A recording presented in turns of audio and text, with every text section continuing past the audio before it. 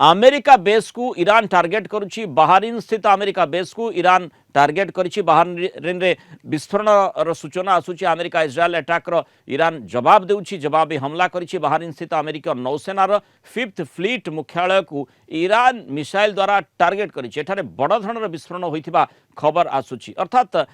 Iran वर्तमान चुप बसु नाही ईरान जो भली भाबरे कहा जाउतिला जे 400 पाखापाखी माने एक्जाक्ट फिगर वर्तमान स्पष्ट हो नाही किंतु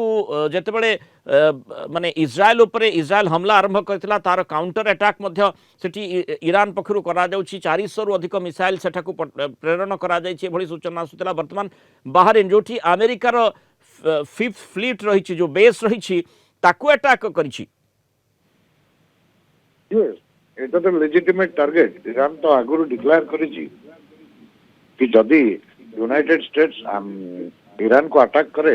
তাহলে আমেরিকার সমস্ত বেস এই অঞ্চলে থাকা সমস্ত বেস ইরানের লেজিটিমেট টার্গেট ইনক্লুডিং ইসরায়েল তেଣୁ ମୁଁ ସରପ୍ରାଇଜ ନୁହେଁ କିନ୍ତୁ ମୁଁ ଦେଖିବା ପାଇଁ ଚାହେଁ କି ଏଇ ଯୋଉ ଟାର୍ଗେଟେଡ ଆଟାକ୍ କରୁଛି ଇରାନ ଆର ଇଣ୍ଟେନ୍ସିଟି କେତେ କାରଣ ଯୋଉ ଅଫିସିଆଲ ଷ୍ଟେଟମେଣ୍ଟ ଆସିଲା ଇରାନରୁ that the retaliation will be crushing. So crushing the definition कौन? जेमती आयतुल्लाह अली खोमेनी गोटे निरापद स्थान को जाइछन्ती is Benjamin Netanyahu that kind of situation कारण ईरान रो परस्यूट वर्तमान डेफिनेटली दी जन लीडरशिप डोनाल्ड ट्रम्प एवं बेंजामिन नेतन्याहू कारण एई दी जन होचन्ती ईरान पे रैबिट डॉग्स तेणु जेपर्यंत एई दी जन लीडर्स अछन्ती in decision making Iran will be attacked. तेणु ईरान रो वर्तमान जो स्ट्रेटेजी हबो